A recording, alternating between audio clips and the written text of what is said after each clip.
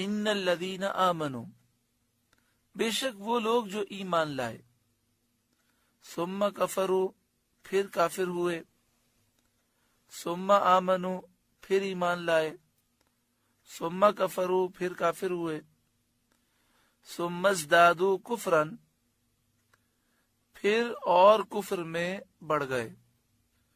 شان نزول اس کا یہ ہے کہ حضرت عبداللہ بن عباس رضی اللہ تعالی عنہما نے فرمایا، یہ آیت یہودیوں کے بارے میں نازل ہوئی جو حضرت موسیٰ علیہ السلام پر ایمان لائے۔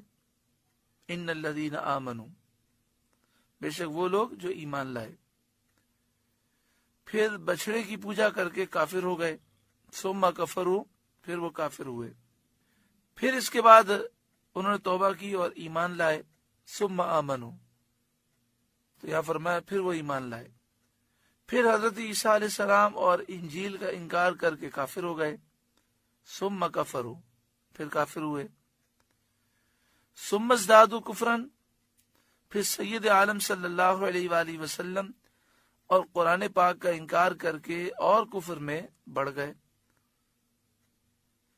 ایک قول یہ ہے کہ یہ آیت منافقین کے بارے میں نازل ہوئی کہ وہ ایمان لائے، پھر ایمان لانے کے بعد کافر ہو گئے، پھر وہ ایمان لائے یعنی انہوں نے اپنے ایمان کا اظہار کیا تاکہ ان پر مومنین کے احکام جاری ہوں، پھر کفر میں بڑھے یعنی کفر پر ان کی موت ہوئی۔ تو فرمایا جو لوگ ایسے ہیں، لم یکن اللہ لیغفر لہم، اللہ ہرگز انہیں نہ بخشے گا، یعنی جب تک کفر پر قائم رہیں اور کفر پر مریں ان کی بخشش نہ ہوگی، کیونکہ کفر بخشا نہیں جاتا، مگر جب کافر توبہ کرے اور ایمان لائے تو اسے بخش دیا جائے گا، جیسا کہ فرمایا قل للذین کفروا ان ینتہوا یغفر لہم ما قد سلف، اے محبوب آپ فرمائیے کافروں سے اگر وہ باز آ جائیں، توبہ کر لیں، یغفر لہم ما قد سلف، تو جو گزشتہ گناہ ہوئے سب انہیں معاف کر دیے جائیں گے۔ تو یہاں جو فرمایا گیا لم یکن اللہ لیغفر لہم، اللہ ان کی ہرگز بخشش نہیں فرمائے گا، مراد یہ ہے کہ وہ اگر اسی حالت پر قائم رہے اور اسی حالت میں مر گئے تو بخشش نہ ہوگی۔ اگر یہ توبہ کر لیں اور ایمان لے آئیں سچے دل سے تو اللہ تعالیٰ ان کے گناہ بخش دے گا۔ وَلَا لِيَهْدِيَهُمْ سَبِيلًا، اور نہ انہیں راہ دکھائے گا، یہ جنت کا راستہ نہیں دیکھ سکیں گے اگر اسی کفر میں مر گئے۔ بشر المنافقین بأن لهم عذابا علیما، خوشخبری دیجئے منافقوں کو کہ ان کے لیے دردناک عذاب ہے۔ الذین یتخذون الکافرین اولیاء من دون المؤمنین، وہ منافقین جو مسلمانوں کو چھوڑ کر کافروں کو دوست بناتے ہیں۔ ایبتغون عندهم العزت، کیا ان کے پاس عزت تلاش کرتے ہیں؟ فإن العزت للہ جمیعا، تو بے شک ساری عزت اللہ ہی کے لیے ہے۔ یہ منافقین کا حال ہے جن کا خیال تھا کہ اسلام غالب نہ ہوگا، اور اس لیے وہ کفار کو قوت والا اور شوقت والا سمجھ کر ان سے دوستی کرتے تھے اور ان سے ملنے میں عزت جانتے تھے۔ باوجود اس کے کافروں کے ساتھ دوستی سے منع کیا گیا اور ان کے ملنے سے عزت کا طلب کرنا باطل ہے۔ یعنی اس میں ان منافقوں کا رد ہے کہ جو یہ سوچتے تھے کہ اسلام غالب نہیں ہوگا لہذا کافروں سے بنا کے رکھی جائے، کیونکہ کافر مالدار ہیں، عہدہ منصب ان کے پاس ہے، شوقت قوت ان کے پاس ہے، شہرت ان کے پاس ہے، وہ یہ سمجھتے تھے تو کافروں سے دوستی کرتے، ان کو راز پہنچاتے تاکہ مشکل میں یہ ہمیں کام آئے۔ آج آپ دیکھیں مسلمانوں کو کیا ہو گیا، اگر کوئی شخص ہمارے والد کے خلاف ہو یا ہماری والدہ کے بارے میں کوئی سخت جملہ کہہ دے تو ہم اسے ہاتھ ملانا پسند نہیں کرتے، لیکن جو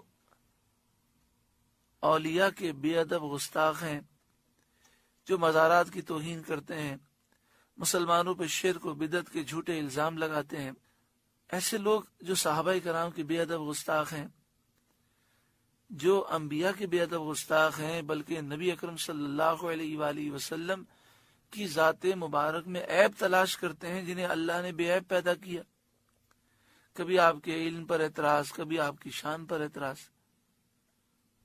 ہمارے مسلمان بھائی ان سے دوستی کیوں کرتے ہیں؟ ان سے محبت کے تعلقات کیوں رکھتے ہیں؟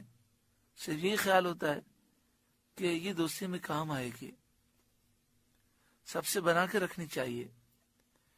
یہی تو سوچ منافقوں کی تھی، اسی کی تو مذمت کی جا رہی ہے۔ الذین یتخذون الکافرین اولیاء من دون المؤمنین، وہ جو مسلمانوں کو چھوڑ کر کافروں کو دوست بناتے ہیں۔ ایبتغون عندہم العزت، کیا ان کے پاس عزت تلاش کرتے ہیں؟ ہوتا ہے نا، دل میں خیال آتا ہے یہ مالدار ہے، منصب عہدے والا ہے، اس سے دوستی، اس سے یاری سے میں عزت دار ہو جاؤں گا، بڑے کے ساتھ بیٹھوں گا تو میں بھی بڑا ہو جاؤں گا۔ اسی طرح رشتہ دار میں کوئی ہے بد عقیدہ لیکن بظاہر دنیاوی طور پر مالدار ہے تو لوگ اس کے آگے پیچھے گھومتے ہیں۔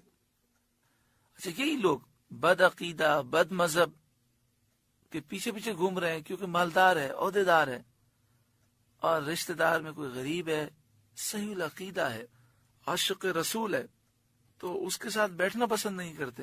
غریب کے ساتھ کیا بیٹھنا؟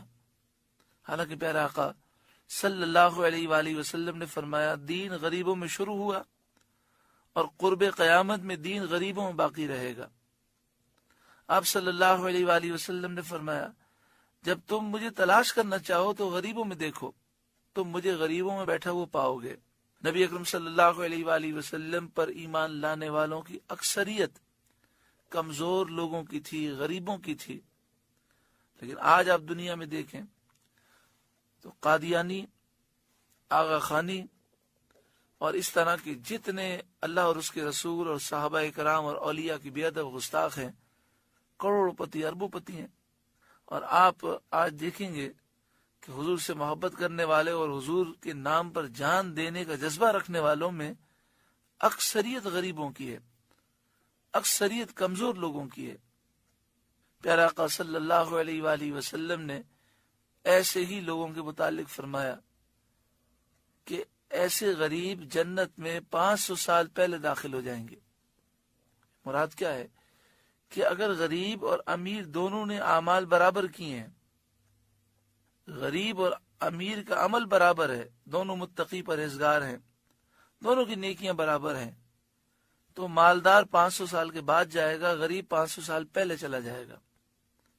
اس کی وجہ یہ ہے کہ اس نے دنیا میں دکھ برداشت کیے ہیں، صبر کیا ہے، غم برداشت کیے ہیں، تو اللہ تعالیٰ اسے صلہ عطا فرمائے گا۔ لیکن یہ مسئلہ اس وقت ہے کہ جب غریب بھی نیک ہو، مالدار بھی نیک ہو۔ بعض ایسے بد نصیب لوگ ہوتے ہیں کہ غریب بھی ہوتے ہیں لیکن گناہوں میں پڑے رہتے ہیں، شرابیں پیتے ہیں، گناہ کرتے ہیں، نمازیں وہ ادا نہیں کرتے۔ اللہ تعالیٰ عقل سلیم عطا فرمائے، ہدایت نصیب فرمائے۔ اور بعض امیروں میں ایسے مالدار لوگ ہیں کہ ماشاءاللہ تہجد گزار ہیں، دین کے لیے خوب مال خرچ کرنے والے ہیں، وہ حضرت عثمان غنی رضی اللہ تعالیٰ عنہ کے نقش قدم پر ہیں۔ لیکن یہ ضرور بات ہے کہ مسلمانوں کی اکثریت اور اہل حق کی اکثریت غریبوں پر اور کمزور لوگوں پر مشتمل ہے۔ فَإِنَّ الْعِزَّةَ لِلَّهِ جَمِيعًا، تو بے شک ساری عزت اللہ ہی کے لیے ہے، عزت اللہ کے دست قدرت میں ہے، وہ جسے چاہے عزت نصیب ہوتی ہے۔ اللہ جسے عزت دے وہ عزت والا ہے، تو اللہ نے انبیاء اور مومنین کو عزتیں عطا فرمائی۔